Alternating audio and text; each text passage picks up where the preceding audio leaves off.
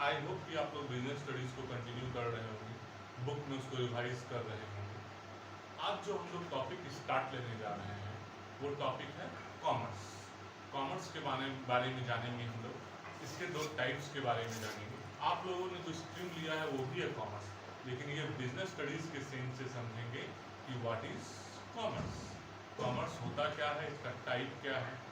तो commerce mainly, अगर bookish definition अभी हम नहीं लेते हैं तो मेनली क्या है, थ्रू वेरियस एक्टिविटीज जो अभी हम लोग देखेंगे पढ़ेंगे, फिनिश गुड्स को, रॉ मटेरियल को फिनिश गुड्स में कन्वर्ट करके या गुड्स को अल्टीमेट कंज्यूमर तक पहुंचा देना, गुड्स को मैन्युफैक्चरिंग पॉइंट से प्रोड्यूस करके अल्टीमेट कंज्यूमर तक पहुंचा देना, यही है commerce, with the help of various और प्रॉपर चैनल्स। जो चैनल्स अभी हम लोगों को पढ़ना है कि क्या क्या चैनल्स होता है। कॉमर्स क्या है कि एक्टिविटीज है, ये तो तय है। कॉमर्स है activities with the help of various channel. अभी देखेंगे एक्टिविटीज देखेंगे, डायरेक्टली इनडायरेक्टली वो क्या करता है, तो अल्टीमेट कंज्यूमर तक गुड्स को पहुंचाता है। तो पहले आते हैं डेफिनेशन की ओर हम लोग। Commerce refers to all those activities which helps directly or indirectly in the distribution of goods, directly or indirectly in the distribution of goods to the ultimate consumer. In short, place of production से goods manufacture होके goods कहाँ पहुँच जाना है, तो goods को पहुँच जाना है प्लेस ऑफ कंजम्पशन। तो ये है आपका कॉमर्स, शॉर्ट में याद रखने के लिए, बड़ा याद नहीं हो पा रहा है शॉर्ट में याद करते हैं। In short, place of production से अगर गुड्स कन्वर्ट होके फिनिश गुड्स में पहुँच जाता है कंजम्पशन पॉइंट तक, कंज्यूमर तक, तो ये पूरा प्रोसेस और एक्टिविटीज मिलकर क्या कहलाया, तो कॉमर्स। कॉमर्स को दो टाइप में बांटा गया, दो पार्ट में बांटा गया। पहला आते हैं ट्रेड, फिर ट्रेड का भी टाइप हम लोग देखेंगे। ट्रेड क्या है, buying and selling of goods.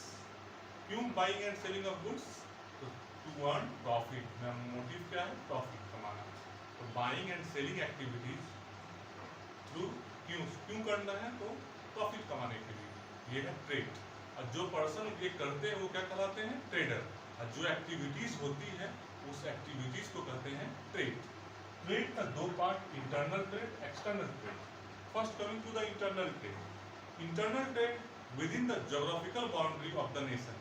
से इंडिया के अंदर ही अगर हम बिजनेस कर रहे हैं तो ये है इंटरनल ट्रेड, ये है इंटरनल ट्रेड, जिसका राइट नाम और क्या है, तो होम ट्रेड, डोमेस्टिक ट्रेड। उसके लिए हम लोग फिर से आते हैं, देखते हैं तो कितने टाइप में हो सकता है। तो पहले बोर्ड पे आने से पहले एक टाइप और डिस्कस करते हैं। एक तो लोकल लेवल पे भी हो सकता है ट्रेड, मार्केटिंग जो कहते हैं, से पेरिसेबल गुड्स, कटिहार का न्यू मार्केट, पेरिसेबल गुड्स से सब्जी मिलती है, तो लोकल लेवल का ट्रेड है।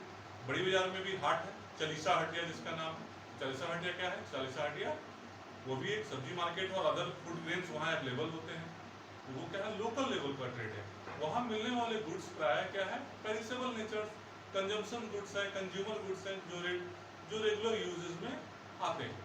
पेरिसेबल गुड्स के लिए प्राय माना गया, दूध के लिए मार्केट, दूध का मार्केट क्या होगा, तो वो होगा क्या आपका लोकल ट्रेड। हाँ, अगर वही दूध से आप ब्रांडेड कंपनी का यूज कर रहे हैं तो वो भी चेंज हो जाएगा, वो इंटर स्टेट ट्रेड में हो जाएगा। दूसरा आते हैं स्टेट लेवल ट्रेड। अब चले हम थोड़ा कटिहार से बाहर सोचते हैं। कटिहार से बाहर मतलब विद इन द स्टेट। से बिहार में हम हैं, तो बिहार में अगर हम ट्रेड कर रहे हैं, ट्रेडिंग एक्टिविटीज कर रहे हैं, तो ये क्या हो जाएगा, स्टेट लेवल ट्रेड। और इंटर स्टेट ट्रेड, पूरा इंडिया ही मेरा मार्केट है, ज्योग्राफिकल बाउंड्रीज बिल्कुल क्रॉस नहीं करना है हमको, ज्योग्राफिकल बाउंड्रीज क्रॉस नहीं करना है, लेकिन पूरा इंडिया ही मेरा मार्केट प्लेस है, हम पूरा इंडिया में फ्री ट्रेड करने के लिए। फॉर एग्जाम्पल, दार्जिलिंग आसाम में जो चाय होता है, चाय आता है, वो चाय रेडी होके क्या सिर्फ वहीं के लोग उसको यूज करते हैं, नहीं, कहाँ के लोग, पूरे ऑल ओवर इंडिया में। ये कौन सा ट्रेड हो गया, इंटर स्टेट ट्रेड, पूरे इंडिया में ये ट्रेड हो रहा है, एक लेवल पर। दूसरा आपके बुक में है wholesale trade and retail trade. Wholesale trade, wholesale trade का मतलब होलसेलर वो पर्सन है जो बल्क में सामान खरीदते हैं फ्रॉम द मैन्युफैक्चरर एंड अपने यहाँ स्टोर करते हैं वेयर हाउस में, और फिर धीरे धीरे रिटेलर को बेचते हैं। बल्क में भी बेच सकते हैं और स्मॉल क्वांटिटी में भी रिटेलर को बेच सकते हैं, एज पर द क्वांटिटी और डिमांड वो बेच सकते हैं। लेकिन इनको ज़्यादा कैपिटल चाहिए, they need huge amount of capital. क्यों, क्योंकि इनको बल्क में सामान लेना है। दूसरा आते हैं रिटेल ट्रेड। तो रिटेल ट्रेड क्या है? वो ट्रेडर है जो कि स्मॉल क्वांटिटीज में सामान ले सकते हैं, अगर बड़े रिटेलर हैं तो लार्ज क्वांटिटी में सामान लेते हैं और किसको बेचते हैं? तो कंज्यूमर को, अल्टीमेट जो यूज करेगा उसको बेचते हैं। वो हो गया रिटेल ट्रेड। लिए किससे? लार्ज या स्मॉल क्वांटिटीज, ये रेफर कर सकता है। तो छोटा रिटेल ट्रेडर है तो भाई स्मॉल क्वांटिटी में लेगा और बेचेगा भी स्मॉल क्वांटिटी में, लेकिन बड़ा रिटेलर लार्ज क्वांटिटी में लेगा। लेकिन ये लिंक है, it is the link between, इसके बीच का लिंक है, होलसेलर के बीच का और कंज्यूमर के बीच का लिंक है। ये दोनों के बीच लिंक स्टैब्लिश करता है। कोई भी चीज कंज्यूमर के ग्रीवांसेस को फर्स्ट सॉर्ट आउट कौन करता है? रिटेलर। अपने प्रॉब्लम को लेके कंज्यूमर कहाँ आते हैं? रिटेलर के पास। अपने डिमांड को जो लेके आते हैं, नया डिमांड जानने के लिए भी आप रिटेलर का सर्वे करना पड़ता है आज के समय में। तो रिटेलर्स ही बता सकते हैं कि अल्टीमेट कंज्यूमर को क्या चाहिए, उनका डिमांड क्या है। तो आई होप कि आप लोग इंटरनल ट्रेड समझ चुके हैं। अब आते हैं एक्सटर्नल ट्रेड। एक्सटर्नल ट्रेड का मतलब क्या हो गया? Outside the geographical boundaries, foreign trade. और क्या है? होम ट्रेड नहीं करेंगे, पूरा वर्ल्ड ही मेरा मार्केट है, ग्लोबलाइजेशन। पूरा वर्ल्ड ही मेरा मार्केट है, ग्लोबलाइजेशन। इसमें तीन आ गया, इंपोर्ट, एक्सपोर्ट और इंटरपोर्ट। इंपोर्ट और एक्सपोर्ट आई होप कि आप लोग क्लास 8, 9, 10 में भी पढ़े होंगे, उससे पहले भी पढ़े होंगे। इंपोर्ट क्या होता है? Buying of goods from other country. से इंडिया इंपोर्ट करता है क्रूड ऑयल, कहाँ से? ईरान से। तो क्या है ये? इंपोर्ट। बाइंग। सेलिंग, अगर यहाँ के गुड्स को से यहाँ की टी को हम सेल करते हैं ब्रिटेन में, तो क्या होगा ये? एक्सपोर्ट। लेकिन ज्योग्राफिकल बाउंड्रीज क्रॉस कर रहे हैं, नेशनल बाउंड्रीज को क्रॉस कर रहे हैं। थर्ड वन न्यू है इंटरपोर्ट। इंटरपोर्ट में होता क्या है? फर्स्ट से इंडिया का एग्जांपल लेते हैं। इंडिया बाई किया सर्टेन गुड्स, से इलेक्ट्रॉनिकल गुड्स को बाई करता है फ्रॉम द जर्मनी, और उसको अपने सेल्फ कंजम्पशन के लिए नहीं, सेल्फ यूज के लिए नहीं, वो क्या करता है? फिर वो अदर कंट्री को एक्सपोर्ट कर देता है। बाई करता है किसी और कंट्री से उसके डॉक में भी, डॉकयार्ड मतलब जहां उसका जहाज आता है, वहां जहाज सामान आ भी सकता है, लोड भी हो सकता है, लोड भी हो सकता है। लेकिन वो सेल्फ यूज के लिए उसको सामान को नहीं लाया, वो रीसेल पर्पस के लिए लेके आया है। सिंपल सा एग्जांपल लेते हैं, से इलेक्ट्रॉनिकल गुड्स हम जर्मनी से इंडिया परचेज कर रहा है टू एक्सपोर्ट नेपाल, एक एग्जांपल है। तो क्या हो गया? इंटरपोर्ट। मीडिएटर कौन है? तो इंडिया मीडिएटर है, जर्मनी से लिया, इंपोर्ट किया, और एक्सपोर्ट किसको किया? नेपाल को। तो इन दोनों कंट्री के बीच का मीडिएटर है। तो ये प्रोसेस क्या कहलाया? इंटरपोर्ट। आई होप कि आप लोग इंपोर्ट, एक्सपोर्ट और इंटरपोर्ट समझ चुके हैं। अब आते हैं auxiliaries to trade. Auxiliaries to trade में क्या है? तो ऑक्सिलरीज टू ट्रेड का मतलब ये होता है वो सारी एक्टिविटीज जो कि कॉमर्स में या गुड्स के को फ्री फ्लो, स्मूथली फ्लो करने में मदद करती है, या पूरे ट्रेडिंग एक्टिविटीज को फ्री फ्लो या स्मूथली फ्लो करने में मदद करती है, वो आती है ऑक्सिलरीज टू ट्रेड। ट्रेड में सहायता करने वाले जो अभी टूल्स दिखाई देंगे, पॉइंट दिखाई देंगे हम लोगों के पास कि ट्रेडिंग को और कौन कौन सा पॉइंट्स हम लोगों का हेल्प करता है, कौन कौन सा है। पहला आते हैं ट्रांसपोर्ट एंड कम्युनिकेशन।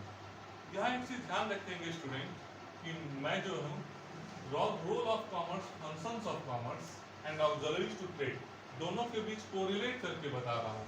आपका दोनों टॉपिक कवर हो जाएगा, एक तो ऑक्सिलरीज टू ट्रेड और एक रोल या फंक्शंस ऑफ कॉमर्स। मैं दोनों को अभी कंपाइल करके समझाऊंगा, आपका दोनों टॉपिक क्लियर रहेगा कि auxiliaries to trade and functions of commerce दोनों कैसे होगा। पहले आते हैं ऑक्सिलरीज टू ट्रेड। तो ट्रांसपोर्ट एंड कम्युनिकेशंस, हम लोगों को ये मालूम है एज वी नो कि ट्रांसपोर्ट्स के लिए क्या होता है? से अगर गुड्स हमको यहाँ चाहिए, टी का प्रोडक्शन कहाँ था? दार्जिलिंग में, आसाम में, और उसकी अवेलेबिलिटी कहाँ चाहिए? पूरे इंडिया में चाहिए, वो अवेलेबल होना चाहिए। तो इसके लिए क्या होगा? थ्रू रोड, ट्रेन, और अगर प्रीसियस गुड्स है तो एरोप्लेन, डिपेंड करता है, मेडिसिन है तो aeroplane. Through various transport means आपका गुड्स को एक जगह से दूसरे जगह पहुंचाने का जो टूल्स है या जो ये दिया जाता है फैसिलिटीज है, वो प्रोवाइड करता है ऑक्सिलरीज टू ट्रेड। कैसे? तो through the means of transport. से आसाम की चाय सब जगह यूज हो रही है या दार्जिलिंग की चाय, तो वो पॉसिबल कैसे हो पा रहा है? Through transportation activities. कम्युनिकेशन में क्या है? इंटरनेट, फोन्स, मोबाइल्स, ईमेल, ये भी आपका एक रोल है। कैसे रोल है? हमको ऑर्डर लेना है, सिर्फ थोड़ा सा क्वालिटी चेक करना है, थ्रू कुरियर सर्विस हम मंगवा सकते हैं, इसमें सारी सर्विस हो गई। अगर हमको ऑर्डर चेक करना है कि इतना सर्टेन क्वांटिटी का टी का कितना प्राइस होगा, तो फोन पे अलग अलग क्वांटिटी अलग अलग क्वालिटी का पूछेंगे फोन में, उससे अच्छा हमको कर सकते हैं आप एक ईमेल कर दीजिए मुझे, मैं सारे क्वांटिटी एंड क्वालिटीज को देख के ऑर्डर आपका फिल कर दूंगा कि मुझे कितना चाहिए। परचेजर और सेलर के बीच का ये बात हो रही है, तो ये with the help of email possible हो पाया। तो एक तो हो रहा है ट्रांसपोर्ट एंड कम्युनिकेशन। दूसरा बैंकिंग एंड फाइनेंस। क्या ये पॉसिबल है कि ह्यूमन बीइंग बिना ब्लड के जिंदा रहे, हम लोगों के शरीर में ब्लड ना रहे और हम सर्वाइव करें? ये पॉसिबल नहीं है। उसी तरीके से finance is the life blood of any business. Finance is the life blood of any business. Finance जरूरी है, रुपया के बिना बिजनेस करने का सोच भी नहीं सकते। वो फाइनेंस, वो अमाउंट खुद का हो सकता है, चेन अर्निंग आपका खुद का, या थ्रू बैंक लोन, फ्रेंड से लोन, पर्सन से लोन, घर के गार्जियन से लोन, कैसे भी लोन अरेंज करके या अपना खुद का अर्निंग सेव करके आपको बिजनेस स्टार्ट करना है। तो बिना फाइनेंस का हम इमेजिन भी नहीं कर सकते कि बिजनेस हम स्टार्ट कर सकते हैं। It is the life blood of any business. Next one, business कर रहे हैं तो it is full of risk. Profit loss के रिस्क को तो कवर नहीं कर सकते, कॉस्ट प्राइस सेलिंग प्राइस के डिफरेंस वाले लॉस को, लेकिन loss by theft, loss by fire, natural calamities, इस सब का जो रिस्क है इसको हम लोग कैसे कवर कर सकते हैं? तो with the help of insurance. Warehousing. Warehousing समझाने से पहले मुझे ये कहना है, वेयर हाउसिंग का एकदम एक्चुअल है तो गोडाउन, सिंपल सा है। तो गोडाउन की जरूरत क्यों पड़ती है? ये हम लोग जानते हैं, से चावल, गेहूं, राइस और वीट, ठीक है, ये अपना इसका एक सीजन है, पर्टिकुलर एक सीजन में ही होता है, लेकिन इसका यूज सालों भर सबके घर में यूज हो रहा होता है। इमेजिन नहीं हो सकता किसी घर में ये यूज ही ना हो रहा हो, या चावल या गेहूं मतलब आटा यूज ना हो रहा हो, ये सारा तो यूज हो रहा होता है। तो इन दैट कंडीशन होता तो सीजनल प्रोडक्ट है, लेकिन चाहिए हमको सालों भर। तो क्या होता है, तो बिजनेसमैन जो है उसको स्टोर करते हैं। स्टोर करते हैं क्यों? ताकि सालों भर आपको, कंज्यूमर को, ये सामान अवेलेबल हो पाए। स्टोर करने के समय भी, स्टोर में भी उनका काफ़ी एक्सपेंसेस है, ये भी देखते हैं कि स्टोर का सेफ्टी रिक्वायरमेंट्स को पूरा करते हुए उस सामान को स्टोर करते हैं। दूसरा एक एग्जांपल लेते हैं कि सालों भर प्रोडक्शन होता है लेकिन यूज एक ही बार होता है। सालों भर प्रोडक्शन होता है लेकिन यूज होता है 2 ही 3 महीना। वुलन क्लॉथ्स हम लोगों को जाड़ा में यहाँ चाहिए होता है, जाड़ा मतलब विंटर सीजन, तो विंटर सीजन में हम लोगों को चाहिए होता है वुलन क्लॉथ्स। और नवंबर, दिसंबर, जनवरी, फरवरी कटिहार मार्केट आप लोग घूमते हैं, देखते हैं, वहाँ आप लोग देख सकते हैं कितना डिमांड होता है। तो क्या सेम टाइम पूरे इंडिया का डिमांड कोई कंपनी पूरा कर सकती है, कोई मैन्युफैक्चरर पूरा कर सकता है? It is not possible.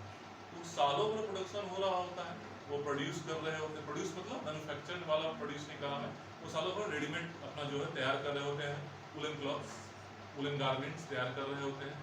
और जब सीजन आता है पर्टिकुलर सीजन में, तो वो उसकी अवेलेबिलिटी एज पर रिक्वायरमेंट उस टाउन में बढ़ा देते हैं या दे देते हैं। एडवर्टाइजिंग। एडवर्टाइजिंग क्या है? तो ये बताता है कि आपको, कंज्यूमर को इन्फॉर्म करता है कि एक नया प्रोडक्ट मार्केट में आया।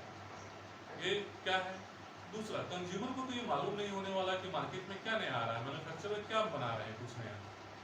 इसके लिए क्या करते हैं manufacturer, companies, TV, internet, various मीड, आपको मोड्स है एडवर्टीजमेंट का, जो हम लोग क्लास 12 में पढ़ना है, वो सारे मोड्स से वो एडवर्टीजमेंट बताते हैं अबाउट द न्यू प्रोडक्ट, आपको अवेयर करते हैं ये प्रोडक्ट भी मार्केट में है, आपका अल्टरनेटिव चॉइस आप ये भी रख सकते हैं। एडवर्टाइजमेंट हो गया ये सारे हैं ऑक्सिलरीज टू ट्रेड। इसी को कोरिलेट करते हैं हम रोल ऑफ कॉमर्स या फंक्शंस ऑफ कॉमर्स में। रोल ऑफ कॉमर्स या फंक्शंस ऑफ कॉमर्स में transport and communication. Transport and communications के लिए नाम क्या रखा गया? Hindrance of place. से प्लेस, हिंड्रेंस का मतलब हो गया ब्लॉकेज, प्रॉब्लम, रोक।